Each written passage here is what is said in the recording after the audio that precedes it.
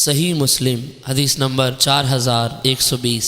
حضرت ابن عباس رضی اللہ عنہ بیان کرتے ہیں، جب رسول اکرم صلی اللہ علیہ وسلم کے وصال کا وقت ہوا اور حجرہ مبارکہ میں کچھ مرد تھے جن میں حضرت عمر فاروق رضی اللہ عنہ بھی تھے، نبی اکرم صلی اللہ علیہ وسلم نے فرمایا، لاؤ میں تمہیں ایک تحریر لکھ دوں، اس کے بعد تم گمراہ نہیں ہوگے۔ حضرت عمر فاروق رضی اللہ عنہ نے فرمایا، رسول اکرم صلی اللہ علیہ وسلم پر درد کا غلبہ ہے اور تمہارے پاس قرآن مجید ہے، ہمیں اللہ کی کتاب کافی ہے۔ پس حجرہ مبارکہ میں موجود حضرات کے درمیان اختلاف ہوا اور ان میں سے کسی نے کہا، حضور صلی اللہ علیہ وسلم کو قلم اور کاغذ لا دو کہ رسول اکرم صلی اللہ علیہ وسلم تمہیں کچھ لکھ دیں تاکہ تم گمراہ نہ ہو جاؤ۔ اور بعض حضرات وہ بات کر رہے تھے جو حضرت عمر فاروق رضی اللہ عنہ نے فرمائی۔ جب رسول اکرم صلی اللہ علیہ وسلم کے پاس بحث اور اختلاف بڑھ گیا تو آپ نے فرمایا، اٹھ جاؤ۔ اور حضرت